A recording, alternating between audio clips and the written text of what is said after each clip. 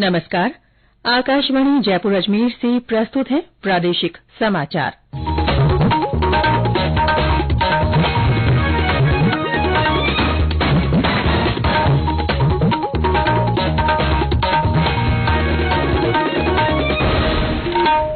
मुख्य समाचार। वित्त सचिव टीवी सोमनाथन आज से उदयपुर के 4 दिन के प्रवास पर G20 स्थायी वित्त कार्यसमूह की दूसरी बैठक की तैयारियों की समीक्षा करेंगे। प्रदेश में समर्थन मूल्य पर गेहूं की खरीद 20 मार्च से शुरू होगी। राज्य सरकार ने प्रदेश के 16 जिलों के 8,108 गांवों को अभावग्रस्त घोषित किया। और पश्चिमी विक्षोभ के असर से राज्य में कई स्थानों पर बारिश और कहीं-कहीं ओलावृष्टि।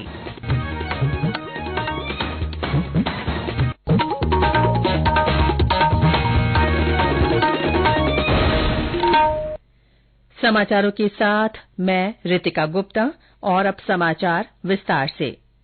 वित्त सचिव टीवी सोमनाथन 4 दिन के प्रवास पर आज उदयपुर आ रहे हैं। वे उदयपुर में 21 से 23 मार्च को निर्धारित G20 की स्थायी वित्त कार्यसमूह की दूसरी बैठक की तैयारियों की समीक्षा करेंगे। इस बैठक में अंतर्राष्ट्रीय आर्थिक सहयोग को बढ़ावा देने और इसके सदस्य देशों के सामने आ रही प्रमुख आर्थिक चुनौतियों के समाधान पर विशेष रूप से ध्यान केंद्रित किया जाएगा। वित्त, व्यापार और वैश्विक आर्थिक वृद्धि से संबंधित मुद्दों पर भी बैठक में चर्चा की जाएगी। G20 के सदस्य देशों, अतिथि देशों और विभिन्न अंतर्राष्ट्रीय संगठनों के करीब 150 प्रतिनिधि बैठक में शामिल होंगे। प्रधानमंत्री नरेन्द्र मोदी कल नई दिल्ली में ग्लोबल मिलेट्स श्री अन्न सम्मेलन का उद्घाटन करेंगे। इस अवसर पर श्री मोदी जनसभा को भी संबोधित करेंगे। 2 दिन के इस सम्मेलन में उत्पादकों, उपभोक्ताओं और अन्य हितधारकों के बीच मोटे अनाज के प्रचार और जागरूकता सहित संबंधित मुद्दों की एक विस्तृत श्रृंखला पर सत्र आयोजित होंगे। केंद्र सरकार ने कहा है कि ई श्रम पोर्टल पर 28 करोड़ 64 लाख असंगठित कार्मिकों का पंजीकरण किया गया है। इससे देश में असंगठित कार्मिकों का बड़े राष्ट्रीय डाटा निर्माण में मदद मिली है। श्रम और रोजगार राज्य मंत्री रामेश्वर तेली ने राज्यसभा में एक लिखित उत्तर में ये जानकारी दी। इस पोर्टल पर पंजीकरण निःशुल्क है और ये राष्ट्रीय करियर सर्विस पोर्टल से संलग्न है। इस पोर्टल पर अब तक 13 लाख से अधिक ई श्रम रोजगार इच्छुकों ने पंजीकरण करा रखा है। ई श्रम प्रधानमंत्री श्रमयोगी मानधन से भी संलग्न है। वायुसेना में अग्निवीर भर्ती के लिए ऑनलाइन पंजीकरण आज से शुरू हो रहे हैं। पंजीकरण के लिए इच्छुक अविवाहित पुरुष और महिला उम्मीदवार भर्ती से संबंधित सभी नियमों की विस्तृत जानकारी भारतीय वायुसेना की आधिकारिक वेबसाइट से प्राप्त कर सकते हैं।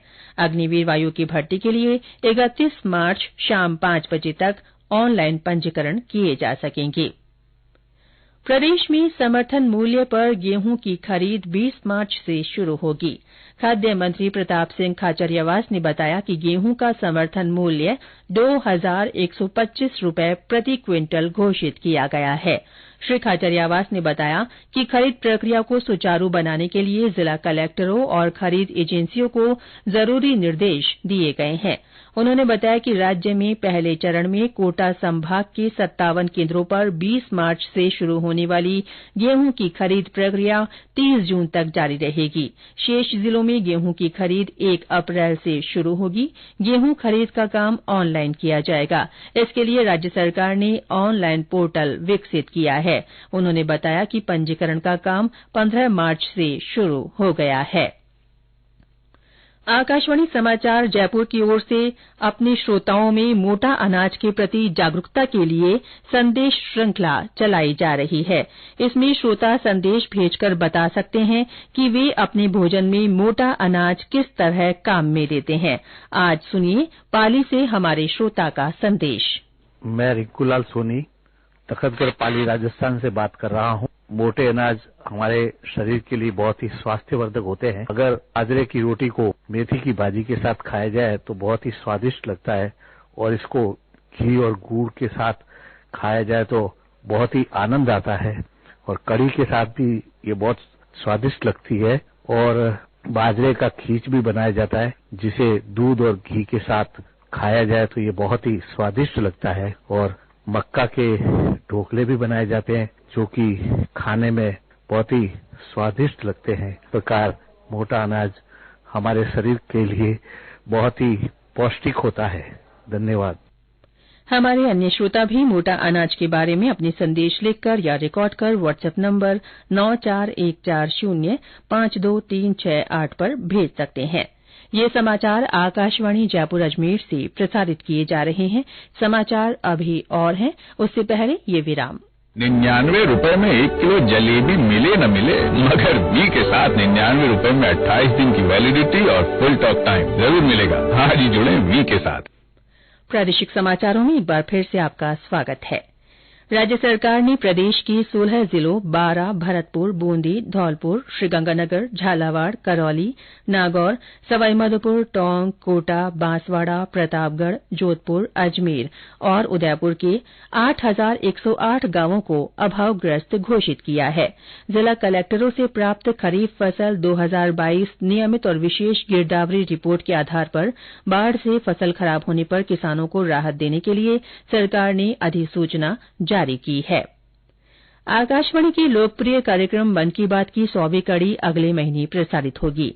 इस अवसर पर आकाशवाणी इस विशेष कार्यक्रम से प्रधानमंत्री के कुछ चुनिंदा ऐसे संबोधनों को प्रस्तुत करने जा रहा है जिन्होंने देश को नई राह दिखाई। भारतीय ज्ञान परंपरा पर प्रधानमंत्री नरेंद्र मोदी को बहुत भरोसा है। योग को लेकर भी प्रधानमंत्री का लगाव अरसे से है। भारत की इस अनमोल निधि के प्रधानमंत्री न सिर्फ खुद प्रशंसक है, बल्कि खुद भी रोजाना योग करते हैं। उन्हीं के प्रयासों से संयुक्त राष्ट्र संघ ने 21 जून को हर साल विश्व योग दिवस मनाने की मंजूरी दी। इसकी जानकारी देते हुए दिसंबर 2014 के मन की बात में प्रधानमंत्री ने अपने विचार साझा करते हुए योग के महत्व की चर्चा की थी। यूनाइटेड नेशन ने योग को पूरा विश्व 21 जून को योग दिवस में माने, इसके लिए स्वीकृति दी। भारत के लिए बहुत ही गौरव का, आनंद का अवसर है। सदियों से हमारे पूर्वजों ने इस महान परंपरा को विकसित किया था, उससे आज विश्व जुड़ गया। योग व्यक्ति के जीवन में तो लाभ करता था, लेकिन योग ने ये भी दिखाई दिया वो दुनिया को जोड़ने का कारण बन सकता है। सारी दुनिया योग के मुद्दे पर यूएन में जुड़ गई। प्रदेश में पश्चिमी विक्षोभ के सक्रिय होने से कई स्थानों पर बारिश और कहीं कहीं ओलावृष्टि हुई है। आज भी सुबह राजधानी जयपुर सहित कुछ जिलों में हल्की बूंदाबांदी हुई। टोंक में सुबह कई स्थानों पर बारिश हुई, वहां ओलावृष्टि होने से फसलों को नुकसान होने का अंदेशा है। भरतपुर जिले में सुबह से बादल छाये रहने और बीच बीच में बूंदाबांदी होने से तापमान में गिरावट आई। बेमौसम बारिश से वहां किसानों की चिंता बढ़ गई है। सीकर में कल दिन भर बादल छाये रहने के बाद कई क्षेत्रों में शुरू हुआ बारिश का दौर जारी है। खंडेला में कल ओलावृष्टि हुई। बारां और झालावाड़ में भी कल कुछ स्थानों पर बादलों की आवाजाही के बीच बूंदाबांदी हुई। श्रीगंगानगर के सूरतगढ़ क्षेत्र में कई गांवों में बारिश और ओलावृष्टि हुई। इससे सरसों की फसल को नुकसान हुआ है। मौसम विभाग ने आज जयपुर, झुंझुनूं, चूरू, टोंक, सीकर, दौसा, अलवर, भरतपुर, नागौर, बीकानेर, जैसलमेर, बाड़मेर, पाली, अजमेर, जोधपुर, हनुमानगढ़ और बांसवाड़ा सहित कुछ जिलों और उनके आसपास के क्षेत्रों में हल्की से मध्यम बारिश का पूर्वानुमान व्यक्त किया है। कुछ स्थानों पर ओलावृष्टि होने की भी संभावना है। और अंत में मुख्य समाचार एक बार फिर।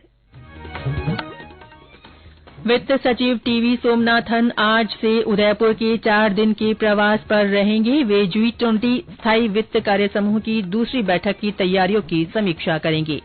प्रदेश में समर्थन मूल्य पर गेहूं की खरीद 20 मार्च से शुरू होगी। राज्य सरकार ने प्रदेश के 16 जिलों के 8,108 गांवों को अभावग्रस्त घोषित किया है। और पश्चिमी विक्षोभ के असर से राज्य में कई स्थानों पर बारिश और कहीं कहीं ओलावृष्टि हुई है। इसके साथ ही प्रादेशिक समाचार बुलेटिन समाप्त हुआ। नमस्कार।